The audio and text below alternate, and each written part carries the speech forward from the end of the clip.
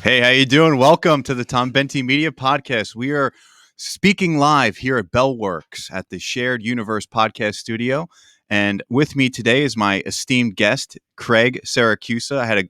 I've known Craig last year, so just to give some insight, he brought me on a project, and I got to film an interview between two MLB legends, Darryl Strawberry and Mariano Rivera, which was awesome. So I'm forever indebted to Craig. And he has a new film out on Amazon Prime that I got to check out called Omerta, The Act of Silence. It's a very powerful film about mafia life in Brooklyn. So I wanted to bring Craig on here to really just talk about the film, and we're going to see where this conversation goes. He's a very interesting guy, a very nice guy, and I'm really happy he's here. Well, thank you. You set the bar pretty high. The best thing about coming to Bellworks is that my office is right across the hall, so I didn't have to sit in traffic. But thank you, Tom, and I appreciate it. And you did a wonderful job working with Mariano Rivera and Darryl Strawberry, and that was right at the height of COVID. So it was hard to even put that together, and you did a phenomenal job, you and your team. So I do recommend people use Tom Bentey, right? Not Bentley. Yeah, Bentey. Suburbanite Productions. Suburbanite, yes. He gives me a commission of 10%. So. But thank you, Tom. I appreciate it, especially being here at Bellworks. Cool. Thanks so much, Craig. So why don't you tell us a little bit about Omerta? Very powerful film. Thank you. Really cool. I highly recommend everyone checking it out on Amazon Prime, probably on other platforms as well. But tell us all about it. Thank you. I mean, so the movie's on multiple platforms: Walmart, Barnes and Nobles, and give a shout out to MVD who's distributing the film. So I did that film. It was funny, actually. Now that I think about it, when I was at school, right? So one of my final projects was doing a short film. It was called "Making of a Don." And it was about experiencing the mafia in Bensonhurst, growing up in Bensonhurst, Brooklyn. So I wrote the short. We shot on 16 millimeter. And I remember doing the edit. And it was like that old-fashioned edit where you're cutting in all that. And then years later, I wrote a script. I was in Texas filming another movie called Cake to a good friend of mine, Will Wallace. We were filming that, and I wrote a script. And then I wound up leaving the script in the hotel because I used to handwrite. I wasn't typing back then. And I left the script there. And then years later, I got the courage to rewrite the script. I did a lot of research, read tons of books on the mafia. I grew up in Bensonhurst, so I had some of that life experience growing up in a community that was run by the mafia, as we would say. So I had that life experience. I've seen all the movies, but there was something unique that I wanted to write. I wanted to write more about the truth and what happens when you follow the mafia and what the outcome is or was. Because remember, I grew up in a neighborhood that was controlled by the mafia, and I saw what happened when they all went to jail, when the RICO law came in action, when people came out of jail. So a lot of these movies, Goodfellas is a good one, but at the end, he's still free. You know what I mean? It wasn't like the real experience. Maybe he was depressed, but to see what happened and the wake of what happened when they left the neighborhood and the people and the silence and the Omerta and all this manipulation that I experienced and I read about, I said, I have to do a movie about this. And I wanted to show when they actually are sort of inducted into the mafia, which I did a lot of research on. And to me, that was such a powerful scene that I would hold a card of Mary, right, and make an oath and then burn it. And I said to myself, that's sort of sacrilegious in the sense. And I always wanted to really explore that and to show and writing it. I remember, I was going to use my family's last name, Garbino. And I said, no, I'm going to go for it. And I was afraid even writing it. And I wound up reaching out to Philip Carlo, who passed away, who was a wonderful man. And he wrote The Iceman, Gas Pipe. He did stories, sat down with, Iceman in jail. I mean, this guy's a legend. And I became friendly with him, and he sent me his memoirs, and he helped me a little bit, coached me a little bit, and he passed away years ago. But I wrote the script, and we were able to finance it. And, I did work with Paulie Malignaggi, who's the world champion boxer at the time, 3-time, and Joe D'Onofrio, and it all started to come together. And I said, we're going to film it. And then as I'm working on it, the script is done. I wrote the script, and I worked at Entertainment Tonight at the time. So I got a lot of people there to help me. And I could just see God was just like, planting the seed and sort of blessing the project. And it all came together, and we started shooting. But I started to get nervous too about doing the film. And I had guys with me just in case, as we would shoot, something might happen, because I was concerned. And as we were filming, the film was just phenomenal. And it was funny. One of the scenes we shot at a cafe, and 2 weeks later, the cafe became a nail salon. And in the film, it's like, wow, this is amazing. I created this nail salon. And it wasn't me, it was just the reality of the neighborhood. It was changing so dramatically.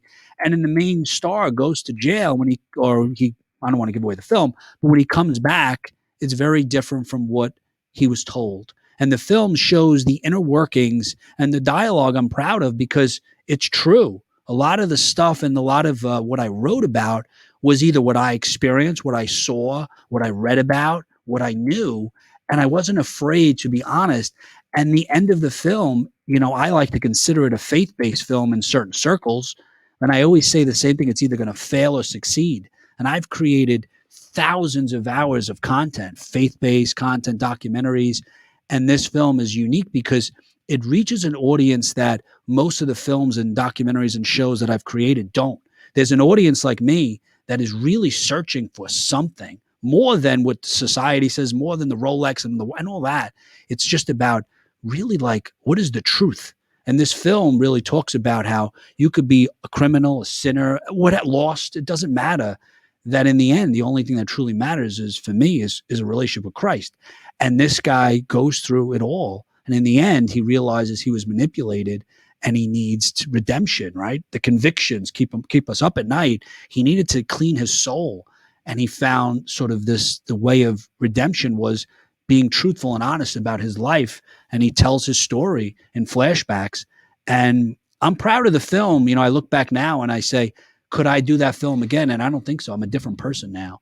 But how it all worked out together. And Paulie, is traveling, and Joe and all these people aren't. One of the main characters unfortunately passed away. Joe Estevez in it. We got amazing soundtrack from Raekwon and they gave us amazing music. Like Echo was part of the film, the clothing brand. Like everyone just stepped up. Dead or Alive, another clothing company, and everyone was just there, wanted to believe in the project. And I'm grateful for that. And I look back and I like I said, it's either going to fail or succeed. But in the end, if I plant one seed, if somebody watches that film and says, I would never watch a faith-based film or watch a Christian film or whatever, they watch that and say, man, I might not believe in God or a higher power, but, I'm searching for something more than just, what society says is important or success. So I'm hoping to plant that seed. Yeah, I mean, there was just some really powerful scenes in the film. I particularly liked just his interactions with the priest. I mean, here's a guy who committed some really bad things in his life, and there's still hope. There's still redemption. There's still forgiveness. There's still a path forward. And even though this guy is not, the best guy in the world, you still feel empathy for him because you see that he really understands what he did was wrong, and he's looking for the truth. He's looking to progress with his life, which I think is really powerful. Thank you. Yeah, Joe Estevez played a wonderful priest. Joe Estevez is a great friend of mine. Martin Sheen's brother. I mean, I know the family very well, and he just really just grabbed that role. And Paulie, he did like one thing. It was funny. As a kid, we were all actors. Probably all of us. You are as well. And he went up for a role, and I went up for it, and he wound up getting it. It was to play, I think it was like Nintendo, the Punch-Out game, right? He played like whatever the main character is. So he really didn't have a lot of acting experience.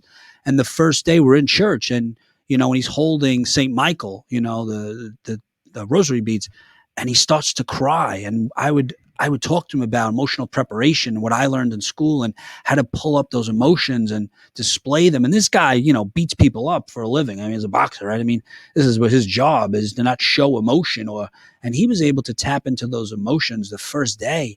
And I said, this kid's got a gift. To be able to tap into that, first of all, is hard, especially when you got to do it 6-7 times. I mean, you're talking about in front of 50 people, to be able to get that emotion and nail it. And just, it was great.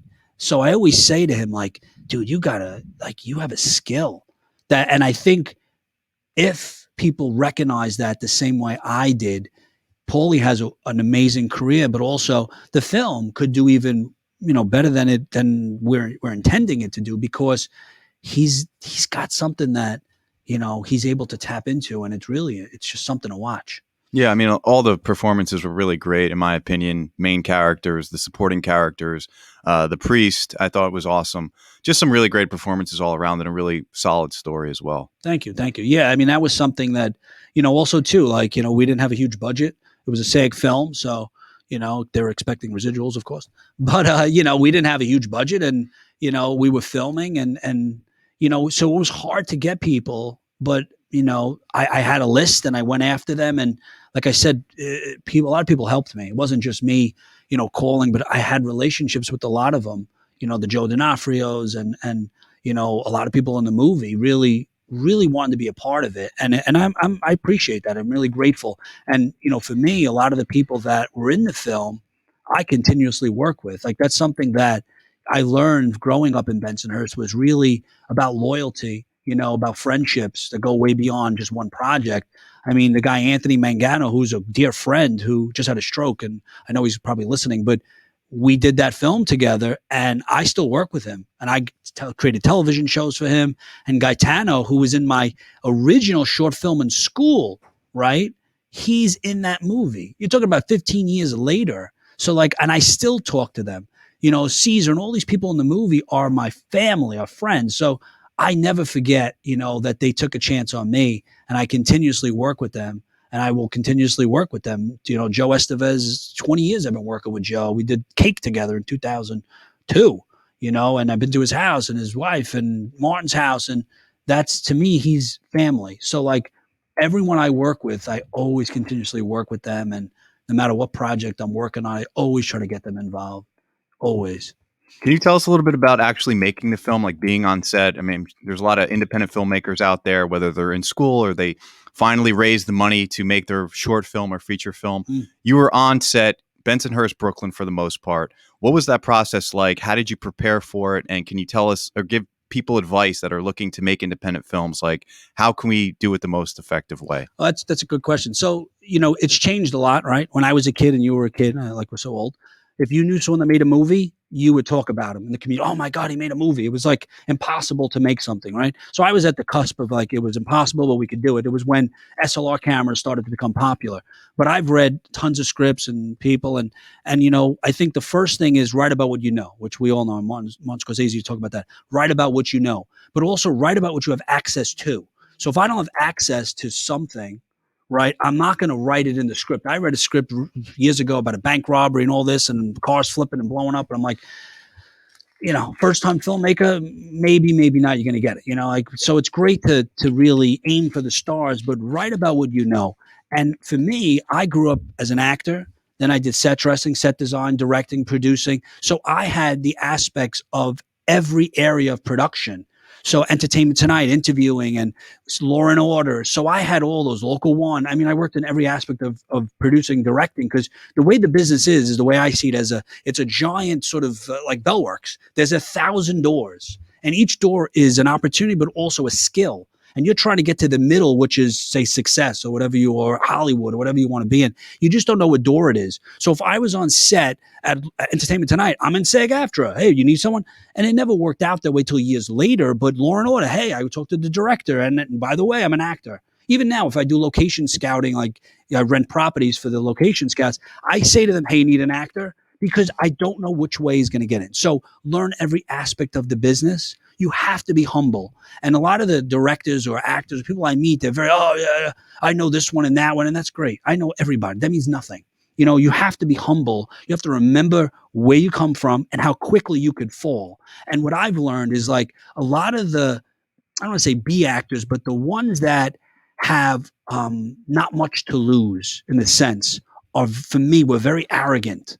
And the ones that are so successful, the A-list, they're so humble and they want to help. And the ones that are like, have this macho, bravado were hard for me to work with. But I would go after the biggest people, and I still do. So I would go after big names.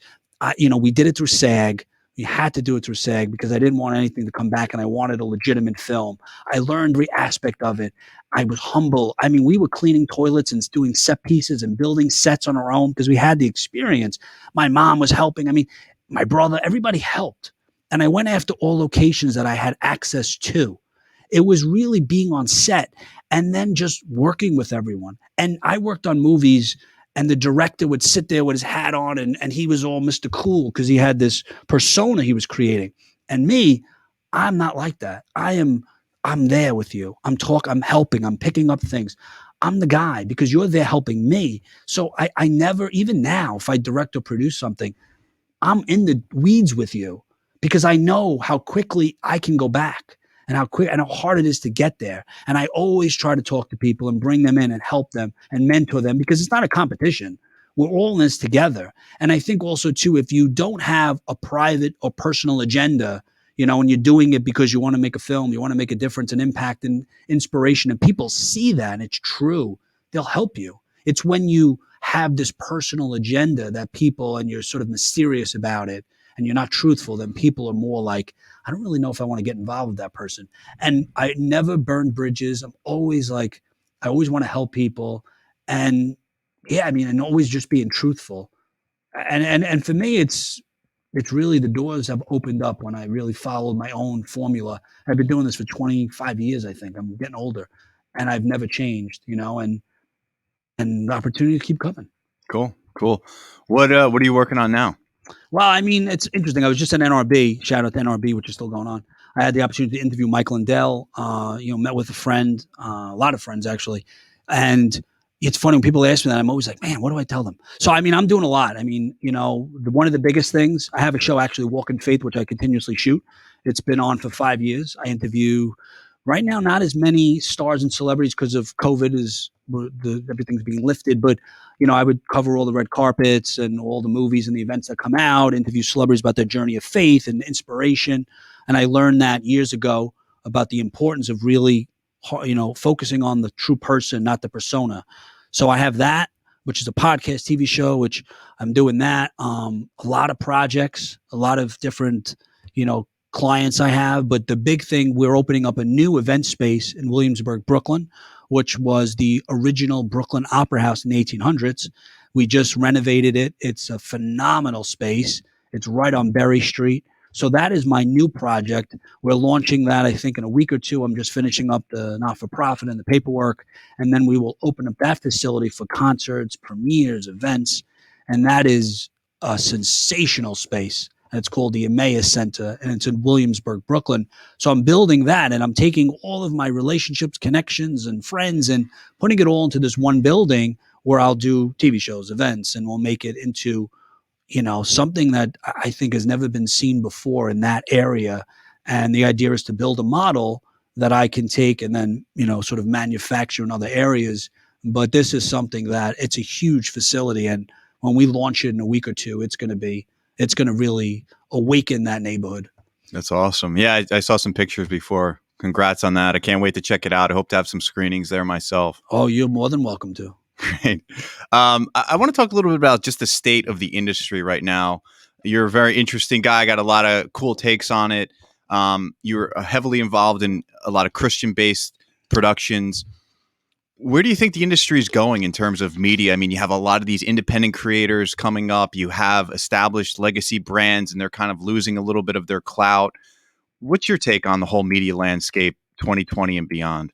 I think there'll be a lot more platforms. I mean, we were years ago dealing with streaming platforms. I still deal with some of them now.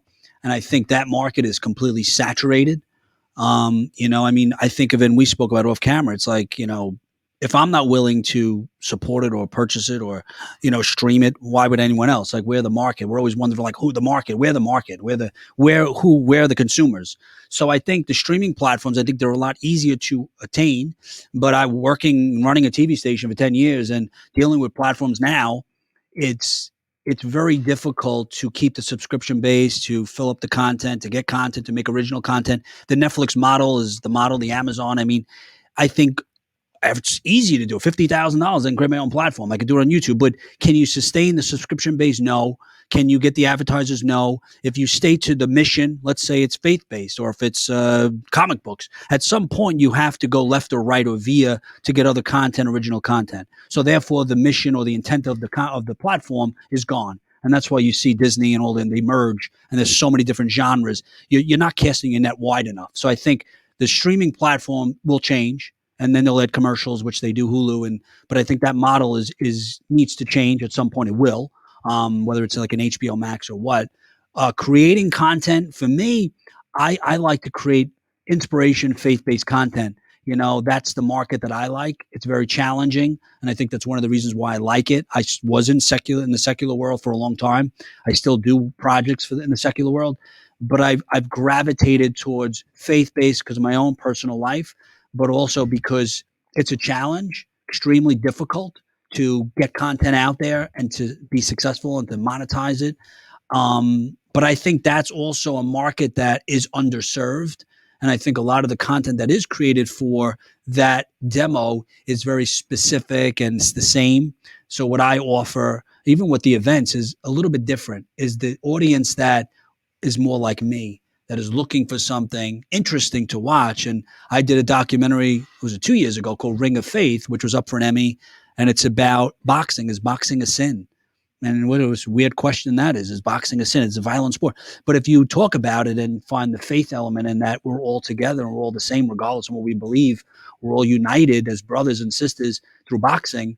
Now I can get you to watch the film because you like boxing. And all of a sudden I'm planting a seed of inspiration and hope. And people go, man, I would have never thought that. And that's what I think the audience that is missing. And that's what I target. The people that want to watch a good film or a documentary or a show that aren't being served, but there's a whole market out there. So that's what I gravitate towards and will continuously gravitate towards. Cool. And you got a lot of stuff going on, just like myself. You're working. You got a million things going on. You're working in Brooklyn. You're doing different productions. I'm always interested in learning about people's workflow, how they stay productive.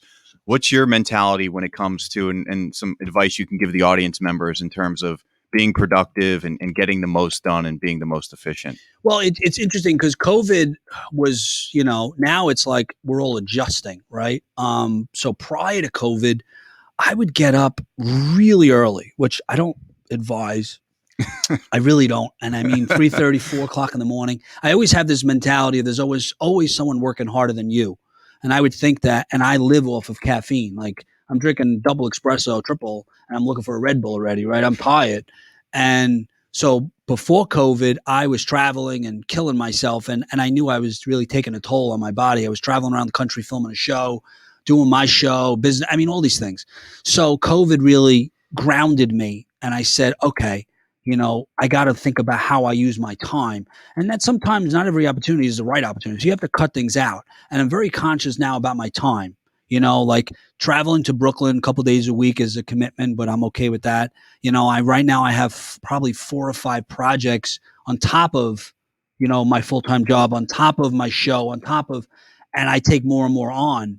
It's very stressful. I just was in Texas and this woman said, like, how do you balance this all? And I said, it's juggling. You drop a few balls, but you try to keep a few in the air. But it's really focused. So what I do, like you and I just spoke, and you said, man, I go surfing.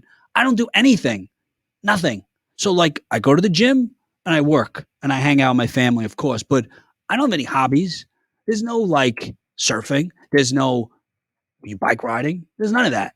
So like the sacrifice or commitment. And like when I was in Texas, you have to be so like strict with yourself. Like I was like, okay, if I do this, is this really a sacrifice or am I doing something for myself? And I have to make a decision like, that's not really why I'm here. I'm here to network. I'm here to whatever, bring business. So I'm very structured on what I do. And the weekends I try to, enjoy myself, but I'm in school, I'm like, I'm doing 9 things at the same time and I'm looking for more and more and more. And if I'm sitting around, I feel like I'm not accomplishing anything. That sweat and that feeling that I get of just like going at it is something that I love. It's like a drug. I'm like after it. So I'll pile up things when I'm not busy to where I have to do it all in one day. So I get that feeling. And it's like, for me, it's infectious. I search for that. It makes me feel alive. But look, you got to do a lot of things. And if you look at anyone that's successful, not the Amazon videos and these people that say, oh, you can make $1 million sitting at home, because that's all like, a pyramid scam. The people that are successful, they itemize their time. How much time do I spend? What am I doing with that time? And literally, if I'm wasting time or if I'm not doing something that's bringing me to my goal, I don't do it. So you have to take an inventory of what you do every day. Like if it's not part of getting to where I got to go, I don't do it. That's relationships, that's music, that's movies. What movie do I watch? Ask me. Only documentaries. my whole life consists of watching documentaries. If I'm not learning something, I don't watch it. Right? Yeah, but you're learning. So when you watch a narrative film, I mean, I watch Yeah, you do. to You're learn, right. to learn, and to be entertained, and to see what's going on, and to have those stories influence your creative approach as well. You're right. You're right. For me, though, I don't watch them. I watch very few. But you are right. I don't want to you're totally right about that. But everything I do is really about whatever the goal is. The books I read, everything is all about getting me to that next stage. Not about, I don't think entertainment as much as, learning something. But you're right. Narrative films, you do. There are some that I do watch that I do walk away with saying, but like certain things it's really a regulated schedule. That's really what I do. Yeah, for me, it's the same thing. I do need the time to go to the gym. I definitely prioritize that during the week, and then on the weekends, I do need the time to go surfing, right? and I want bike to hang out with riding. you.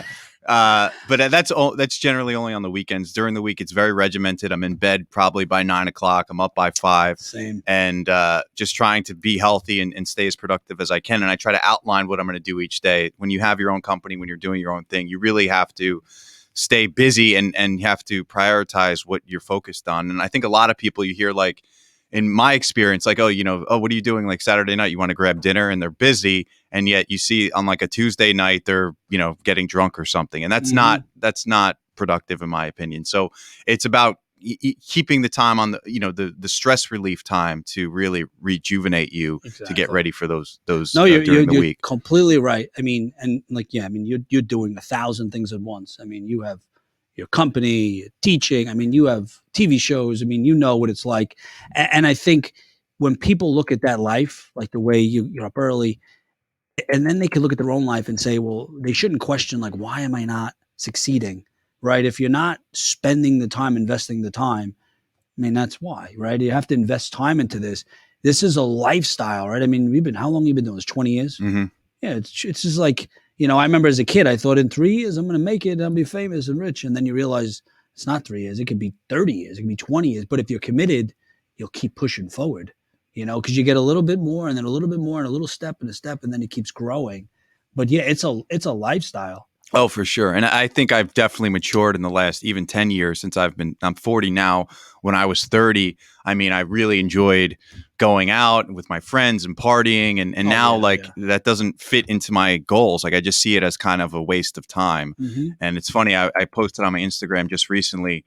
There was a memory that popped up on Facebook. 10 years ago, I was at this famous club here in Belmar, DJ. Oh, yeah. And I was 10 years ago, yes. I was drinking and smoking a cigarette, and now I'm like riding my bike there, trying to live a healthy lifestyle. But that maturity came as I got older, and I have no interest in going to DJs or any of these clubs anymore because it's not benefiting my goals. Like, what's the point? It's keeping me away from what I really want to do in life. The truth, like being productive, like all that to me now at 40 is just a complete waste of time. You're but right. 30, and I look at people. I have friends that are younger, and it's like, hey, what are they doing? It's like they're doing what I was doing 10 years ago. And I look at them and I try to kind of recalibrate myself to say, like, don't judge them because you were doing the same exact damn thing when you were that age. But it's hard to see because you're in such a different place, but you're still grounded in your goals. You just have a different perspective. No, you're right. I look at things, think about things 10 years ago. I'm like, man, and I don't regret it either. And I know you don't either. Like,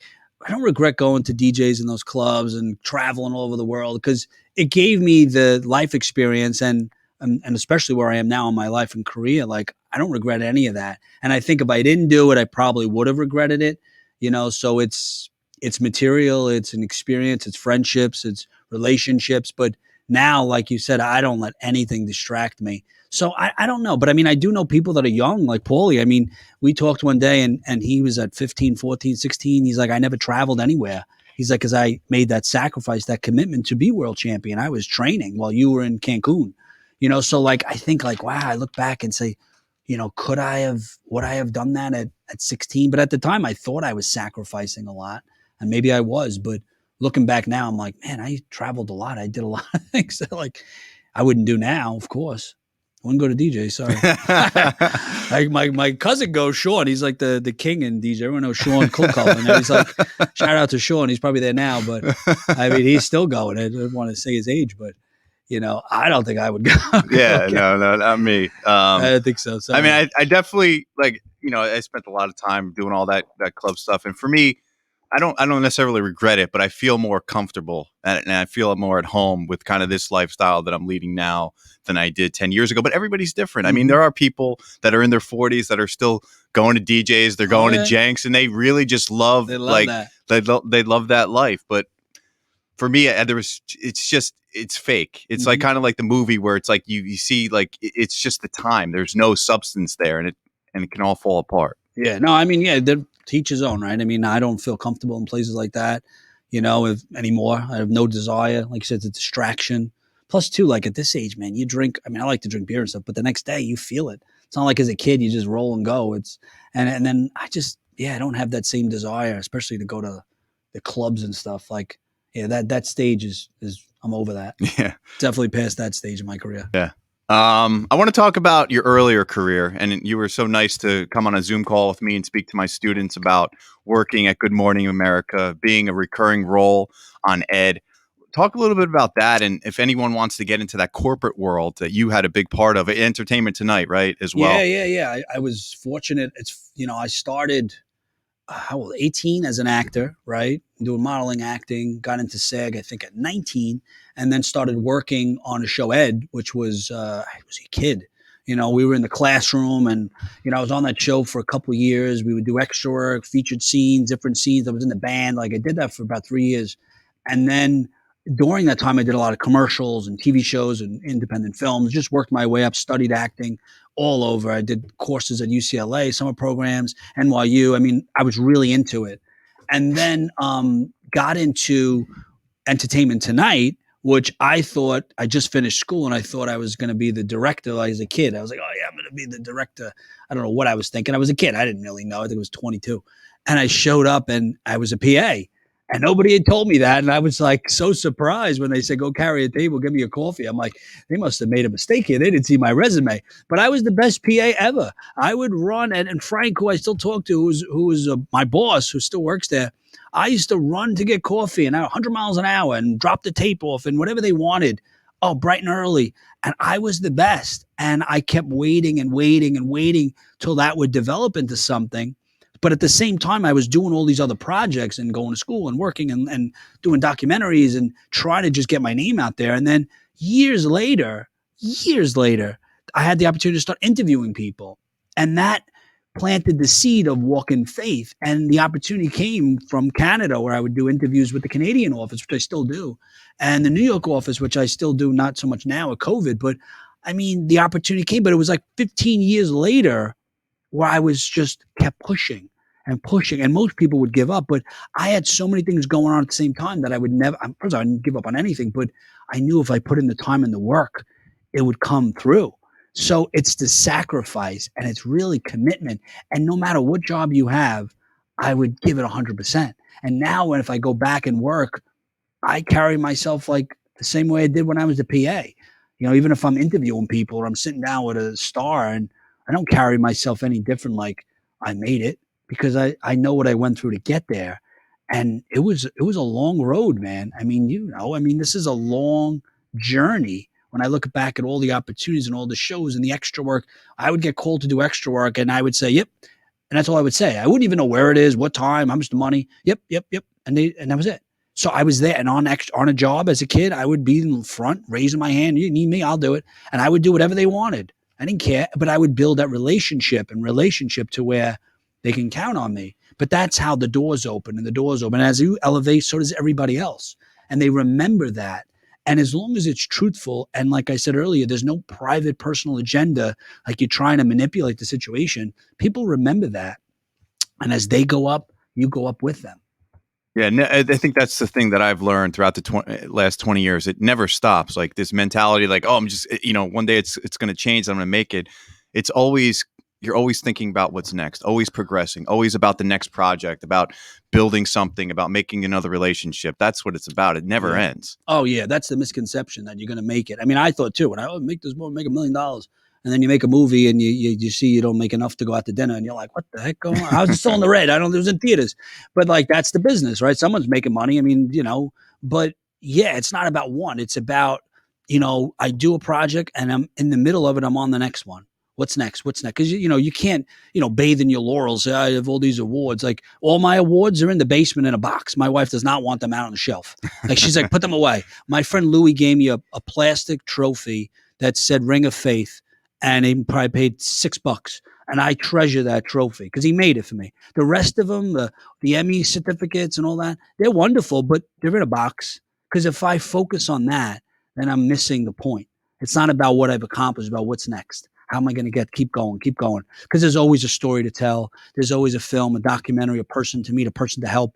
And I learned too, it's not always about you. And I think if we focus so much on me, it's not about that. It's about I do a project, and maybe within that project, I'm inspiring or helping someone else's career.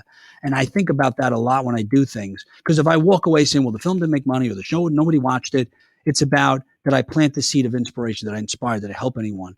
Because then you can walk away saying it was a true success. If it's about me, then my agenda, my personal agenda, my motives, they're not truthful. It's about me becoming famous and making money. And I'm like, no, it's not about that. If I wanted to be rich, I wouldn't be in the film business. I mean, you know that. I mean, this is not a business where they dangle the money and the fame and the platform, but are you willing? Number one, I'm not willing to sell my soul for that. And number two, it's that's not really what I want. I'd rather keep doing what I'm doing, and that's it. I'm happy with the life that I'm living now. Yeah. Yeah. That's very inspirational. I totally recommend everyone checking out your podcast, Walk in Faith, and the film Omerta. And finally, Craig, I want to talk a little bit about you grew up in Brooklyn. Now you're living in Holmdel. Love it, Holmdel. I gotta get a new t-shirt. What are the differences? What do you like better? And how did you adapt to Jersey suburban life? Let me tell you, I love it. I mean, Brooklyn, I was like, what is it? There was a term, I think it's Brooklyn till I die, or Brooklyn Zoo, or one of those things, right? I remember as a kid, I was like, I would never move out of Bensonhurst, forget about it. It was my whatever. And I used to make fun of my family who lived in Jersey. And then I don't even know, the neighborhood changed, and so expensive, and just the traffic and the people. And I think it was when my son Mario was born. It was so noisy, and the buses and the ambulance and the cars and the traffic. I said, I can't do this anymore. I was just getting frustrated. And then we had a pool that, was it wasn't a pop-up. It was like a blow-up pool. And there was all these windows around us. Everyone's looking at us, and this carpet that was a rug. And I'm like, nothing wrong with that. But I said, I don't want this life anymore. My parents own all these houses, so we didn't really have to pay a lot of rent, which was great compared to a mortgage. I mean, and I just said, I had this vision of my son running to me and holding me in my arms in grass. And I focused on that vision every day. And I said, I'm going to buy a house. And I just kept pushing. And I went to go, and I was afraid, like most of us, to make that commitment because I owned property that failed miserably during the recession, lost all my money, horrible situation from investment properties. And I had the vision. I went to a motivational speaker. It was Les Brown, and he said something that clicked. And I said, okay, God, that's why you want me to be here. I called my wife. I said, let's buy a house. And we came to Jersey, and this house we couldn't afford, of course, a pool and all this in Holmdel, which I love. And a couple of months later, the house reduced the price, and we bought it, and I love it. So I went from having a backyard that I could, touch both sides with a blow-up pool to this beautiful house in Holmdel with 1.5 acres of property that I love. And first couple of weeks, I was waiting for that vision or that memory to come to life of Mario running, and it did. And I knew in that moment that this was ordained by God, that this wasn't a coincidence, that it all worked out. And I love Jersey. I still go to Brooklyn to see my parents, and I work in Brooklyn. I mean, Brooklyn will always have a place in my heart, but it changed a lot. And I think for me, it was time for me to go and experience Holmdel, New Jersey, and just give my son a different life and other opportunities that we didn't have. Because it's all about generational, right? Generational wealth. It's not about, staying at the same level. The point is my parents, they made wealth, they did well for themselves. And then it's my turn to carry that torch and go a little higher and give my son opportunities to where he can go a little higher. And it's about growing, right? Carrying that torch. So I think about just giving him better opportunities than I had, that my parents did the best they could, but try to give him a better opportunity and different experiences and something that it's really important to me, really important. We enrolled him in St. Leo's and in Lincroft, and I'm all for, Catholic education and private school. So we put him in there, and, dedicated to the churches. And I love living in New Jersey. And, I mean, the only other place I might move is Lancaster, Pennsylvania, which I love, or Ocean Grove. But besides those two towns, I'm pretty sure we're staying in either Holmdel or Colts Neck. Oh, that's cool. Yeah, I love it's beautiful out here for sure. What is it? Is there a saying out here like Holmdel? I saw someone had like a shirt, something like Holmdel, like it was a rough and tough neighborhood, like Holmdel something. I saw someone wear it in the gym. I was like, I don't think it's that rough and tough in Holmdel. No. I mean, my concerns are deers, ticks, and weeds. That's pretty. That's right. Yeah. I know. In Brooklyn, I was like, my car's gonna get robbed, and everyone's gonna get mad in my car, though, my house. I mean, you're always worried about something, right? Here, I'm like, the pool, it's dirty. And it was funny too. Living in Brooklyn, and I tell people this all the time. You don't realize this sense of like you're always on edge. I was always on edge, parking the car, driving. I'm always like, and then you come here and you're relaxed, and you don't realize it till you move. And I think that's just city urban life. Is you're always like, because there's so many people and it's traffic, and you're always the honking, the lights. But when you come here, it's like, it's relaxing. I could sit in my yard and literally just stare at the grass, and that's it. I love it. You seem like you're very tuned into kind of spirituality and like the environment that you're in and how it affects you. Oh, you do. I mean, that's everything to me. I mean, I've been researching, studying for years, faith, spirituality, because remember, I came from the world of Hollywood, let's say, right? I don't want to say Hollywood, but and I had to really reflect on why did I want to do that? And for me, it was, I wanted to be famous. I wanted to be rich. I wanted all of these possessions that they promised me. I become an actor and be rich and famous, and, I'm going to get the girls. And that's what you told me. So then I had to say, well, why do I really want to do that? Because I'm insecure, right? It's an insecurity, right? I'm trying to chase something that's not real. So when I realized that, I said, okay, that's not really what the purpose of this is. And I really started to connect with my faith. And then all of these sort of this awakening happened. And it was a series of events to where now I want to preach that to people and let people know. So it's not about success and money and all that, because in the end, that means nothing, right? True success is, first of all, discovering what your true purpose is. Like, why am I here? It's not to get money. Money just is part of that life, but it comes no matter what. But it's not about money. It's not about fame. It's about serving a purpose. And when you discover that purpose and you really discern or know this is what I'm called to do, and whatever you believe, I don't even believe in a bag of sand. We all have a purpose, right? There's no coincidence we're all here, right? That doesn't work that way. Once you discover that purpose and you go after it and you know it's really what you're called to do, and it could be anything, it could be maintenance work. It's not, or it doesn't matter. When you go after that, everything just opens up.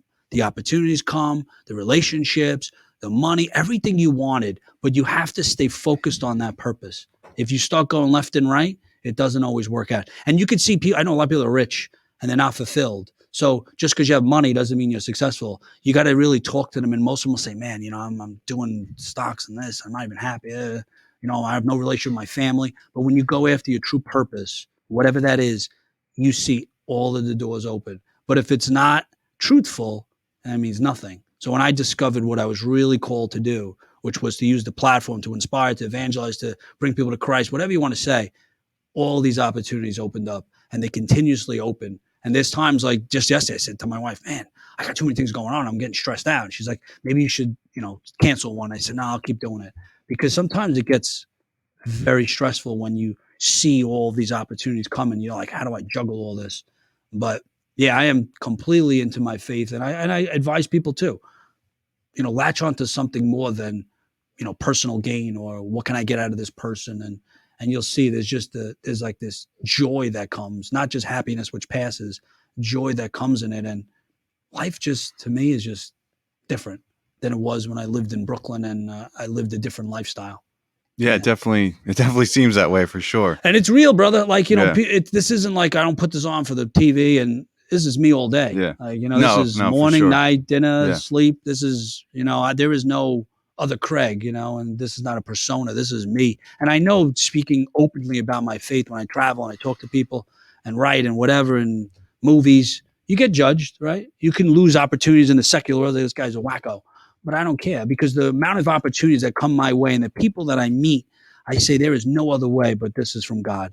And the minute I keep looking at that, the people that come my way that want to work with me, I'm like, oh man, this is unbelievable. I mean, listen, I'm to sit down with Martin Sheen and have conversations with these people and go to their houses. And I was just with Annie Ann, who wonderful woman, founder of Annie Ann Pretzels. I mean, to hang out with her and be with her in Texas, and Mike Lindell and these people, like you say, it's God. It's because I've discovered my true purpose, and there's no motive to just I'm going to make all this money. It's about really discovering, fulfilling that purpose, whatever it is, and that's it. Yeah. I mean, I think when you talk about finding your purpose, that's a struggle in itself. And a lot of people don't want to put in the work, or they have a hard time putting in the work to understand what your purpose is. And I think that's a lot of what one of my passion projects called The American Benefactor. That's what that whole show is really about. And you see just a lot of people out there that are just lost and they don't understand, or they get caught up in nonsense and a lot of just BS, and they don't kind of do the internal work to understand what their purpose is. And that's where it starts. Yeah, you are 100% right. And I think, so there's, it's all P's, right? It's passion, purpose, right? What's the other P? I forgot the P. I always forget the other P. I write it and I forget it. But the point is, like, once you discover your purpose, like what I was really called to do, you have to discern, which is just really meditate, reflect, whatever word you want to use. But what happens is you see the end, you see the beginning, but you don't see the middle. So I have no idea I'm going to get there. And then what happens is we want affirmation from people. So I say to you and my mother, hey, I'm thinking about doing this movie. Right away, something negative. Oh, how are you going to do that movie? How are you going to do this? So right away oh man, we don't want to share it, right? But if you have clarification that this is what I was really called to do, and you have to be truthful with yourself. I don't need affirmation from anyone. I don't have to share with anyone what I'm doing. I really don't care if people agree or disagree. If I know this is what I'm called to do. But it's a long journey. And then what happens is the voice, the enemy, whatever you want to call it, the insecurity, the people, the funds, you lose your job. You're like, oh my God, if this was meant to be, it would happen. Maybe I misheard it. So then you take another opportunity. Before I took this job, right, I had an opportunity, which would have been a lot of money. And I said, let me think about it. I pray about it, I say, but I still sleep on it, as my mother would say. I think about it. And I said, no, because I knew that wasn't part of the plan. That's a distraction. So the point is, if I know this is my platform, like I want to be the guy that you want to talk about faith or your movie, you think of me in a faith-based element or inspiration. I'm that guy. I'm the Catholic Barbara Walters. That's what I am, right? So that's what I say to myself. So that's the goal. Anything that distracts me from that, I don't do it because it's not helping me get to the platform. So when you discover your purpose, and you have to be truthful, if it's about making money, fine, that's your own thing. Most of the time, it's not your true purpose. Your true purpose is to serve, to make a difference, to inspire, and money comes with it. But if I say, I want to go out there and make a lot of money, that's great. I guarantee that's not your true purpose. Your true purpose needs to be something more, to inspire, to bring people to another platform, to help them. That's all part of the purpose, because the purpose is greater than you. It's to serve. And then everything else is sort of a byproduct of discovering that, the money, the wealth, or whatever. But if you stay focused on that, and I think most people, they're looking for the secret, right? I'm reading this book, and there's, I read all those books, and they'll tell you the fast way to make money. And that's great. It doesn't work. And if it does work, you're not going to be happy and fulfilled. But to have true joy and success, which means fulfilling your original assignment, to do that, you have to discover your true purpose. And if it is self-serving, I guarantee it's not. And you'll make money, but you will not be fulfilled. You have to have the foundation there. Oh, yeah. And purpose is important. And that's something I talk about every day. And I said, don't have the pre-pandemic mindset in a post-pandemic world. So we have the ability to leave behind everything that we weren't happy with. You see people. What do you mean by that statement?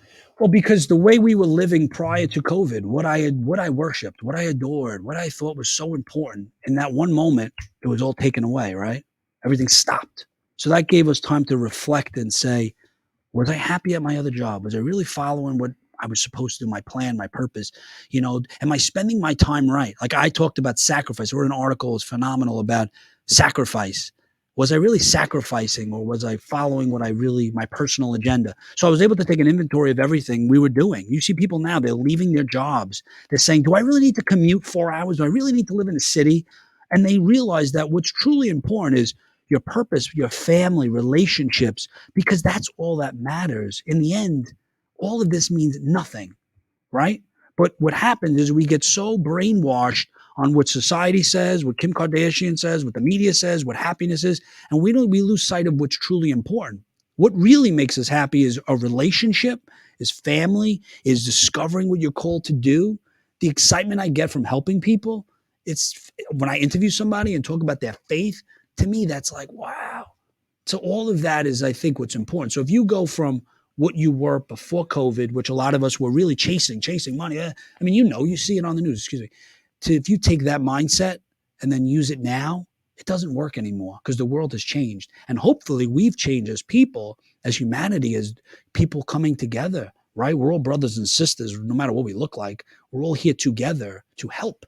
And I think you need to think about what you didn't like back then and make that change now before you get back into the system and the rut of society and getting pulled in all these directions.